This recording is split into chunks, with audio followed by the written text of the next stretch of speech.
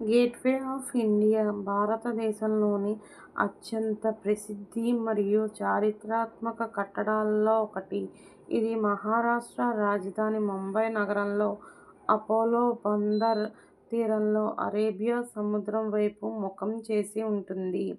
1911 డిసెంబర్లో బ్రిటన్ రాజు ఐదవ జార్జ్ మరియు రాణి మేరీ భారతదేశ పర్యటనకు వచ్చినప్పుడు వారికి స్వాగతం పలికేందుకు గుర్తుగా ఈ కట్టడాన్ని నిర్మాణానికి పునాది వేశారు. దీని రూపకల్పన 1914లో ఆమోదించబడింది, కానీ అసలు నిర్మాణం 1920లో ప్రారంభమై 1924లో పూర్తయింది.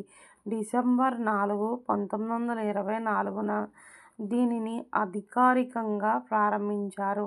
భారతదేశానికి స్వతంత్రం వచ్చిన తర్వాత చివరి బ్రిటిష్ సైనిక బెటాలియన్ 1948 ఫిబ్రవరి 28న ఈ గేట్వే గుండానే ప్రయాణించి భారతదేశాన్ని విడిచి వెళ్ళింది. ఆ రకంగా ఇది బ్రిటిష్ పాలన ముగింపుకు చిహ్నంగా నిలిచింది.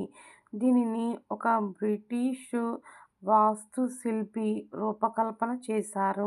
గుజరాత్ 16వ శతాబ్దపు ముస్లిం వాస్తుశిల్పకళా రీతులతో పాటు సాంప్రదాయ హిందూ శిల్పకళా అంశాలు కూడా మిళితమై ఉంటాయి.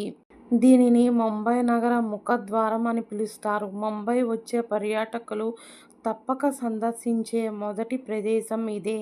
ఈ కట్టడానికి ఎదురుగా ప్రసిద్ధ తాజ్మహల్ ప్యాలెస్ హోటల్ ఉంటుంది. అలాగే ఇక్కడ ఛత్రపతి శివాజీ మహారాజ్ మరియు వివేకానందల విగ్రహాలు కూడా ప్రతిష్ఠించబడ్డాయి.